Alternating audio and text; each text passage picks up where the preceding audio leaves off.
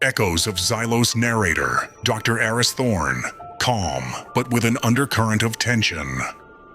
Log entry 734, Dr. Eris Thorne, xenobotanist of the starship Odyssey. We were supposed to be pioneers, the first to set foot on Xylos, a moon that promised a garden of alien wonders. From orbit, it was a swirl of emerald green and sapphire blue, a jewel hanging in the black velvet of space. But jewels can be deceiving. They can hide sharp edges. Our descent was smooth until the alarms screamed. A massive energy surge, appearing from nowhere, crippled our systems. Jax, our brilliant and perpetually annoyed engineer, wrestled with the controls, his knuckles white. He managed to belly flop us into a valley, a crash landing that felt like the planet itself had punched us out of the sky. We were alive, but we were stranded. Outside, the air was thick with the scent of damp earth and something else, something metallic and sweet. The flora was breathtaking. Giant bioluminescent fungi pulsed with a soft, internal light, casting eerie, shifting shadows. It was a silent, alien forest that felt watchful. Kay, our security officer, a woman of few words and sharp eyes, noticed it first. Tracks, she whispered, pointing her rifle towards a set of three-pronged footprints pressed deep into the mud. They were fresh, and they led away from our ship, deeper into the glowing woods. A chill that had nothing to do with the alien air crawled up my spine. We weren't just stranded, we were trespassing. Jax's diagnosis was grim. The surge had fried the primary power converter. Useless.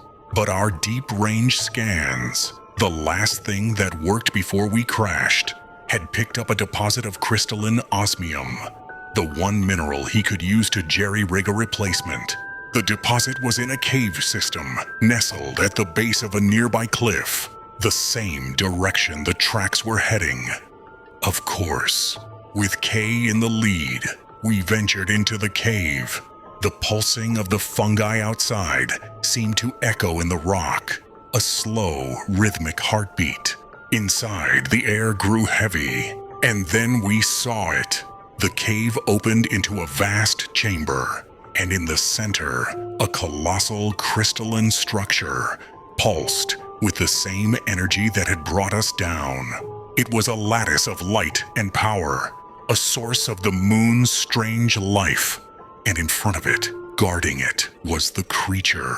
It was a predator, sleek and biomechanical, a fusion of dark chitin and gleaming metal. It moved with a liquid grace that was utterly terrifying. Its head featureless, except for a single glowing red sensor, swiveling to fix on us. It was the Hive's guardian, and we had trespassed on holy ground. It attacked without a sound. Its shots ricocheted harmlessly off its armored hide. It was too fast, a blur of deadly claws and chrome. As we scrambled back, I noticed something. The light from my specimen lamp, when it passed over a particular type of glowing moss I'd collected, seemed to make the creature recoil. Its red eye flickered. The light, I yelled. It's sensitive to a specific wavelength.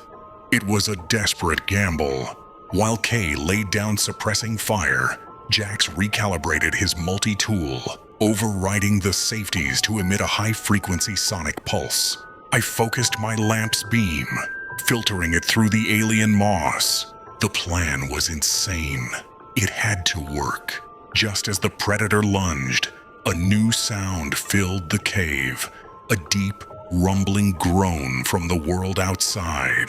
The ground shook violently. A new alarm, this one from Kay's wrist comp, began to shriek. Meteor shower, massive impacts on the surface. The cave ceiling cracked. Rocks began to fall. We were out of time. Now, Jax, Kay yelled. He slammed his fist on the multi-tool. A piercing shriek of sound erupted, and I focused the eerie green beam from the moss directly at the creature's head. It convulsed, its red eye shattering as the combination of sound and light overloaded its senses. It fell, twitching, and then was still. We didn't wait. We grabbed a chunk of the osmium and we ran. The world outside was chaos. The sky was on fire, streaks of incandescent rock screaming down from orbit. The ground heaved with each impact. We sprinted, dodging explosions of dirt and stone. The Odyssey, our only thought. Adrenaline is a miraculous thing. Kay stood guard at the ramp, her rifle scanning the fiery horizon. I was just trying to breathe. With a lurch and a deafening roar, the Odyssey's engines came to life. Just as a meteor the size of a house crashed into the spot where we had first entered the cave, Jax didn't hesitate. He pushed the throttle to maximum, and we clawed our way back into the sky, leaving the scarred, burning, and still watching moon behind us. We are safe now. The silence of space has never been so welcome.